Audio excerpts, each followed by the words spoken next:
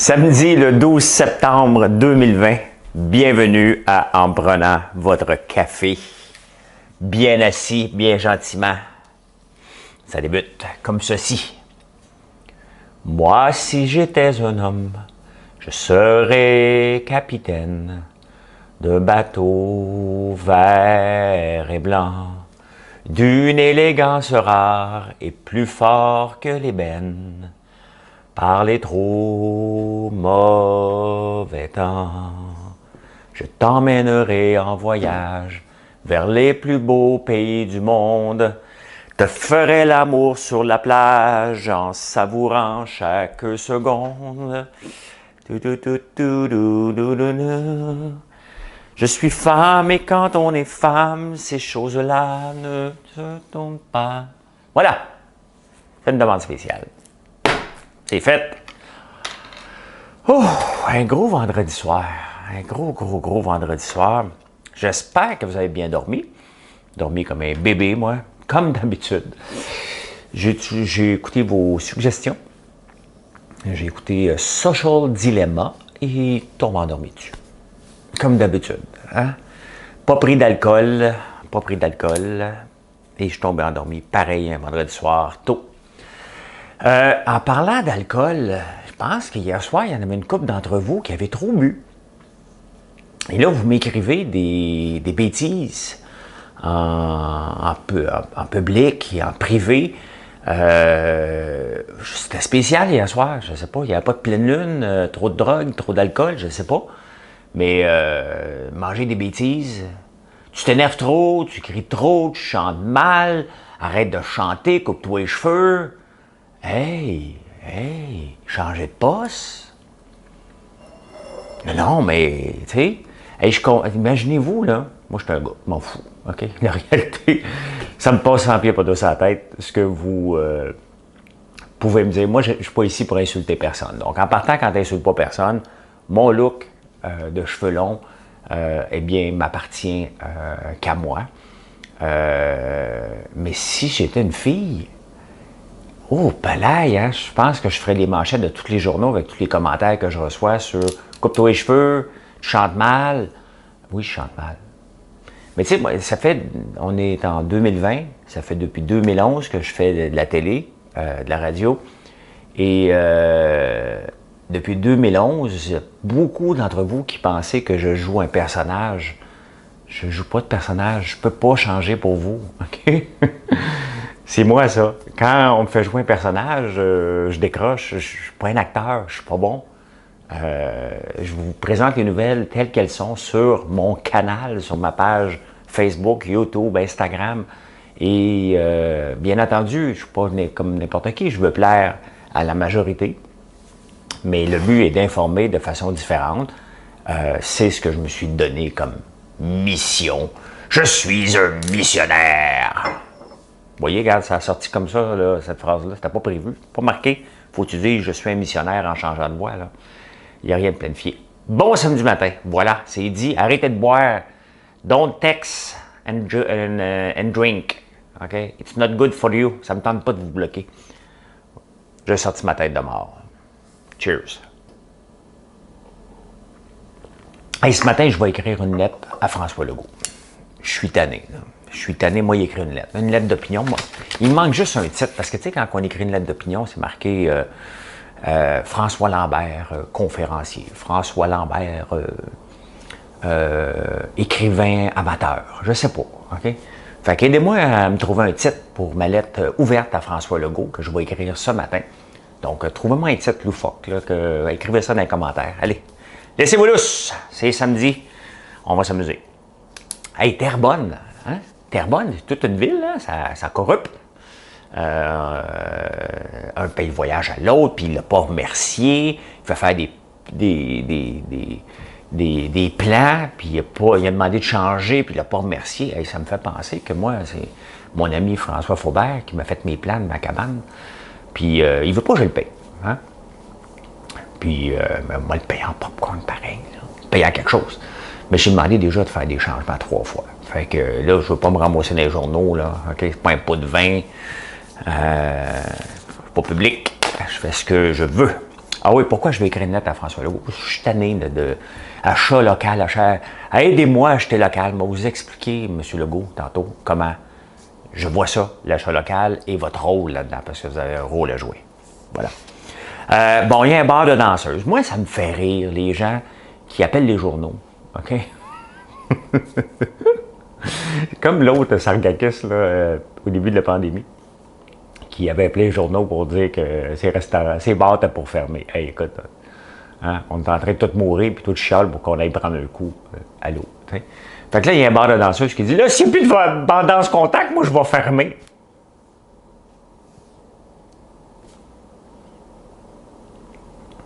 Je vais vous raconter une anecdote. J'habite Montréal depuis 1994. Le bar chez Paris, OK? C'est une institution. Ben, j'y étais la première fois il y a 2 ans. J'avais des investisseurs norvégiens qui voulaient voir des tout nus, hein? Parce qu'ici, on est lousse. Fait que j'ai été chez Paris pour la première fois. Puis une fille, une danseuse qui vient me voir, puis elle me dit hey, t'es franc, elle m'a reconnu. Bon, je m'excuse, là, je ne me vante pas, mais c'est un fait. Hein? Elle dit, t'es François Lambert, je peux-tu te faire une danse? Je dis, non. Non. Pas avoir les seins de quelqu'un d'autre dans ma face, là, ça ne m'intéresse pas. Fait que j'ai dit non. Même gratuit. J'aurais pas avoir une danse contact gratuit. Yuck. Ben, fait que, ouais, c'est ça. S'il n'y a plus de danse contact, il va être obligé de fermer ses portes. Bon. Ben, c'est ça. Hein? Maintenant, les danseuses, il faut qu'ils sauvent un show. Un show sur la page Facebook. Ils dansent, ils se déshabillent pas. Ils vont prendre la troisième chanson. Parce que, mesdames et messieurs, comment ils disent ça? Parce que la première fois que j'étais à un bar de danseuse, j'avais 15 ans quand même. Du haut de mes 6 pieds, 110 livres. Ben maigre, j'ai réussi à rentrer. Demande-moi pas comment.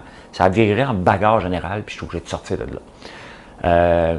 Mais ce qui m'avait marqué quand même à la troisième chanson, parce qu'ils font 3 tours. Hein. Et maintenant, mesdames et messieurs, c'est le temps de la très belle Samantha. On l'applaudit. Moi, j'applaudissais pas.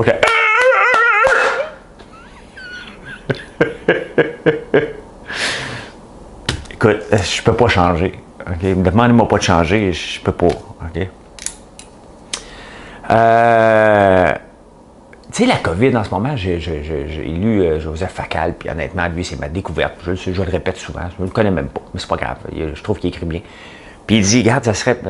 Il donnait des consignes à sa fille, tu sais, avant de sortir, il fait ci, il fait ça, fait ça, fait ça. Fait que sa fille, elle regarde les yeux dans les airs, bien entendu, comme mon gars, je l'appelle hier. Ça va? Ouais. OK, du coup, tu m'appelles. Ouais. C'était mon gars, ça va si tout va bien. Bah oui, bye. Moi, quand je faisais beaucoup de routes, hein, je faisais toujours attention. Mettons, je dépassais la limite. Ça n'arrivait pas, là, OK? Mais mettons, tu fais comme Montréal, Charlevoix. Hein? Là, des fois, tu as dépassé un petit peu la limite. Là, quand tu arrives près de Charlevoix, tu dépasses pas la limite, là. Ça fait 2 heures et 4 heures que tu roules. Ça serait plate de pogner une étiquette à la fin, hein? À 5 km à l'arrivée de ton hôtel, tu pogner une étiquette de vitesse. Alors que tu viens de faire 395 km. Ben, c'est un peu ça, la COVID, en ce moment. Ça serait plate de l'attraper pour avoir tout fait ça pendant 6 mois. Tu sais? On se serre la ceinture, on fait attention, puis au bout de 6 mois, bang, on l'attrape. On va avoir tout fait ça pour rien. Mais c'est un peu ce qui se passe en ce moment. Il faut continuer à faire attention. Il y a un gars, en parlant de faire attention, il y a un gars qui s'appelle Billy Karaoke. Vous demandez, lui, là, OK, il arrive dans le bar à 8 heures, ce gars-là, ça c'est sûr. OK? Puis il met son nom. Hein? Lui, là, c'est son show. Oublie ça, les bars de karaoké, que toi, tu peux y aller. Tu arrives là, tu veux mettre ton nom, il y a un line-up de 4 heures, hein? Parce que Billy Karaoke, lui, il est là pour faire du spectacle. Lui, là, il veut se faire découvrir. Il espère qu'il y a un Renan Angelil traîne dans la salle. Puis il dit, coudonc, toi, t'es bien bon. Tu fais du karaoké? Ben, il s'est allé s'enchaîner un poteau devant. Ça doit être devant la mairie, mais elle n'est pas là, la mairesse. Elle est chez eux, avec sa femme en arrière. Hein? Ou avec des écouteurs et un écran pas beau. Là, tu sais, tout embrouillé. Tu sais, moi, l'embrouiller l'écran ici. Là, Oui, bonjour, bon, on fait ça pour les citoyens, la fan tourne en arrière, la moelle brune. Mets-toi un petit panneau en arrière. Moi, j'ai fait ça pour vous autres, les spectateurs, hein, pour pas avoir le soleil d'en face. Donc, lui est allé s'enchaîner. Hein? Billy Karaoke. C'est qu'il y a du monde. Man, je sais pas dans quelle société qu'on vit, mais quand je vois ça, là, il appelle les journaux, là, ou les journaux traînaient par là. Je sais pas comment ça se passe. Je sais pas comment ça se passe quand ce gars-là est en face dans le journal. Hey, Justin Trudeau, il est-tu en campagne électorale ou il est juste dépensier? T'sais? Parce que là, Justin, là, lui, là, il a le vent dans les voiles. Hein? Les gens l'aiment parce qu'il a donné des cadeaux. Quand on donne des cadeaux, on se fait aimer. Meilleure chose quand tu es en couple. Hein? Tu vas te faire pardonner, donne des cadeaux. C'est pas vrai. Quand tu fais un mauvais coup, puis là, tu envoies ta blonde avec un cadeau, pas sûr qu'elle va dire « Ah, merci, mon amour. Tu as un cadeau. » C'est ça qu'on devrait dire à Justin. C'est juste un petit cadeau, là. Hein? Tu penses-tu qu'on va oublier la dette que tu nous as laissée? Mais Justin, c'est un snowro. Fait que là, lui, ce qu'il fait, là, OK? Il fait son arrogant parce qu'il sait qu'il va en aller voir, puis lui, il ne veut pas déclencher les élections. Fait qu'il fait exactement... Des fois, les gars, nous autres, on est lâches un petit peu quand on veut se séparer. Hein? On s'assure de se faire lasser. Puis après ça, on dit que c'est nous autres. Mais c'est un peu ce que Justin fait en ce moment. Lui, là, il veut faire déclencher les élections, mais pas par lui. Parce qu'il sait que ça en va, s'il déclenche les élections, il va y gagner tout de suite. Donc, c'est-tu le NPD qui va y déclencher? Pas les conservateurs, ils vont se faire taper dessus. C'est-tu le bloc, NPD avec le bloc? Hein? Fait qu'il va être arrogant à son discours le 23 septembre. Demandez-moi pas ce que je fais le 23 ou le 27. Je pense que c'est le 23. J'écoute ça. J'écoute ça avec un pot de popcorn. M'assois. Tu sais, là. Allez, mon Justin, vas-y, mon Justin. My God. Hey, j'ai écouté hier Cuties, je l'ai allumé. Ça a duré 4 minutes, puis j'ai fait comme, OK, c'est pas pour moi. J'ai tellement eu peur de cliquer sur Netflix Cuties parce que je trouvais que ça faisait pédophile regarder ça. Mais je me suis tanné rapidement. C'est pas fait pour moi, cette affaire-là. Fait que, non, je suis pas... tout va bien. J'ai hésité pendant 2 jours. Je n'ai pas écouté l'affaire de petite fille, là. Mettons, ça n'a pas de bon sens. Mieux écouter des voleurs. Hein? Des voleurs qui vont voler, qui vendent de la drogue. Ça, c'est le fun, ça. Ça, c'est le fun. Hey, l'endettement des ménages, hein? Tu sais, Justin, ce qu'il a fait, là, ben, on est passé, on va vous dire les chiffres. On est passé de 175,4 d'endettés. La plupart des ménages au Canada sont endettés de 175 ben, la plupart du temps, c'est la maison, plus le bateau, plus le chalet. Bien, ça, le bateau et le chalet, c'est juste les gens de la construction. Là. Les autres, c'est juste la maison. Cling, cling. Coin, coin. Wink, wink. Ça non plus, c'était pas prévu. OK? C'est pas prévu. On est passé de 175,4 à 158,2 Et on le voit, les rénovations sont dans le tapis. Le prix du bois est à la hausse. D'ailleurs, ça s'en vient à la fin. Là. Je lisais un article dans le journal, dans le Wall Street. Et après le 15 septembre, les prix devraient diminuer parce que les futures, le bois aussi, c'est très transige en bourse. Donc, les futures arrivent à échéance. Et là, ça donne des nouveaux prix. Donc, ça devrait baisser un petit peu. Donc, le ménage, les comptes d'épargne sont plein craqués au Canada. Et les ménages sont passés de 175 à 158. C'est la plus haute hausse jamais vue en si peu de temps. Donc, Justin, ce qu'il a fait, il a pris l'argent, il nous a endettés, puis il a repitché ça au ménage en disant « il faut vous aider en cas de pandémie, vous avez tous perdu votre job. » Et c'est pas été le cas. Donc, on s'est mis de l'argent de côté. Bien, merci, mon Justin. Je sais qu'on va payer, par contre, là, tu sais, à un moment donné. Mais nous autres, c'est parce qu'on est snowro. Ben, moi, je vais payer encore, là, mais tu sais, comme les boomers plus vieux, là, tu sais, ils sont ils rient. Okay? Ils prennent une petite bière, puis ils regardent la dette monter, puis ils disent « Hey, on a-tu eu du fun avec cet argent-là, nous autres? Pendant des années, hein, vous avez maintenant payé. Bon. Payé milléniaux, là, vous voulez vous appeler, nous autres, ça s'appelait les boomers. Tu sais, il y a eu les boomers, après ça, génération X, Y, hein, puis vous autres, les milléniaux. Moi, je suis dans la génération Y. Même pas de nom, tu sais. Imaginez-vous, mes parents m'auraient appelé, toi, t'es B. Pourquoi B? T'es le deuxième dans la famille, ta soeur, c'est A. Hein? Ben non, il m'a donné un nom, François. Un nom très très unique dans la famille parce que mes deux grands-pères s'appelaient François. Robert Lesage, il le sait, lui, un supporter puis un fan de ma page parce qu'il a fait mon arbre généalogique. Merci, Robert. Il sait que mes deux grands-pères s'appelaient François et que ma mère s'appelait Françoise. Donc, ils ont dit, me demande bien quel nom on va lui donner à lui. Là. Soyons uniques. Oh, François. Oh, oh, oh. Ben, c'est un honneur quand même parce que c'est, vous savez, dans certains pays, nommer le premier fils de la famille en l'honneur du grand-père est un honneur. Donc, au Liban, entre autres, ben, c'est comme ça. Comme Georges, mon associé, a appelé son fils Joseph, parce que son père s'appelait Joseph, et c'est comme ça dans plusieurs nationalités. Donc, mes parents sont croyants sans qu'ils le sachent. Mais ils ont appelé mon frère Yannick, avec un J, juste pour faire suivre le curé. Hein? Parce que le curé ne voulait pas. Il disait que ça prenait Y. Mon père, il dit, comment il s'appelle ton boss? Jesus. Bon, c'est ça, c'est réglé. Fait que, voyez, vous savez toute l'histoire de la famille maintenant. Le temps avance, il faut que j'avance.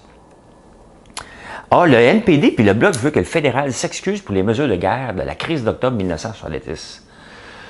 Hey, à un moment donné, on ne peut pas s'excuser pour tout, là. Moi, dans la vie, là, je ne m'excuse pas beaucoup, tu sais. Parce que s'excuser, c'est comme facile.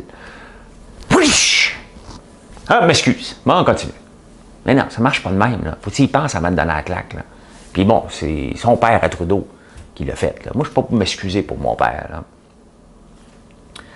Il reste que des mesures de guerre étaient-tu, est-ce qu'ils étaient extrêmes, que l'armée débarque? Est-ce que le FLQ, c'était extrême? Définitivement que le FLQ, c'était extrême. Puis là, aujourd'hui, on glorifie les roses. Il reste qu'ils ont fait de la prison, puis ils ont tué quelqu'un, là, tu sais. Mais c'est le genre de choses que je vais écouter quand ça va être sur Netflix, hein? Mon cerveau wicked. Wicked. En tout cas, vous comprenez. Hey, matin, je réfléchissais à ça. Ça sent le temps des conserves, hein, parce qu'on parle des pommes, c'est le temps des pommes. Et ça a l'air que la pomme Macintosh va disparaître. Parce que les gens l'aiment moins, la pomme Macintosh. Donc, elle est appelée tranquillement à disparaître, mais je sens que c'est le temps des conserves. Moi, j'ai 4 cochons qu'il faut que je m'occupe pour... parce qu'il y a un article dans le Journal de Montréal, là, on parle beaucoup du cochon. Fait que je vais manger beaucoup de cochons cet hiver, puis du poulet. Je vais peut-être faire des sauces tomates aussi. C'est le fun à l'automne de faire des tomates. Hein? Tu vas chez Dante là, à Montréal, là, ça sent, là, tu vas voir la quincaillerie Faita, de Stefano Faita et sa mère. Bon, pour moi, aller chez Dante à Montréal, c'est comme veux-tu t'acheter? Hein? Tu veux tout acheter? Tu peux acheter un gun, tu peux acheter un couteau, tu peux tout acheter là-bas. C'est le fun. C'est le fun. Ben, vous posez beaucoup de questions hier. On va en répondre une. François, dans mon live, François, c'est quoi ton rasoir? Ben, écoute, mon rasoir, c'est ça. Je me rase la barbe avec ça. Un petit rasoir avec une petite pile. Hein? Mais là, le bel est fini. Fait que, on va changer ça tantôt. Mon petit rasoir pour m'avoir la barbe. Pour mes cheveux, demandez-vous pas c'est quoi. J'en ai pas. Bon, c'est réglé le rasoir, là, vous le savez. Hein? C'est ça le dilemma. Hey, le first drunk driving, vous savez, c'était en quelle année? On pense que c'est nouveau, ça, là, l'arrestation de ne pas boire, hein, que c'est nouveau, parce que nos parents buvaient, les autres, à l'auto, hein, puis le ministre des Transports du temps, ben pas du temps, mais celui, Choquette, pas Choquette, il y en a un qui avait dit une chance qu'on était capable de conduire parce qu'on n'était pas capable de marcher. Hein? Ça a été dit par un ministre péquiste. Le premier, c'est en 1897, le 10 septembre 1897, qu'à Londres, il y a un gars qui s'est fait arrêter, un chauffeur de taxi, parce qu'il était complètement saoul, puis il a fessé dans un building. Il a été en prison. Donc, après ça, aux États-Unis, la loi a été votée quand même en 1910. Puis la balloune a été inventée en 1936. Voilà. Vous savez une partie de l'histoire. En parlant d'histoire, ça c'est intéressant aussi. Aujourd'hui, le 12 septembre, les coureurs, là, si vous ne connaissez pas cette journée-là, c'est parce que vous n'êtes pas intéressé par votre sport.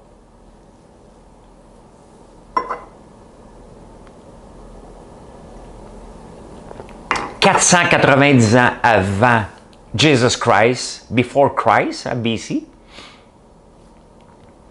il s'appelle Fédipide a couru le marathon pour annoncer la victoire. Donc, en Grèce et marathon, je pense, c'est en Grèce et marathon. Et en tout cas, c'était la ville. Donc, voici un autre élément d'histoire. J'aime ça, lire l'histoire et vous en partager. L'Université de Southern Mississippi a fait une étude sérieuse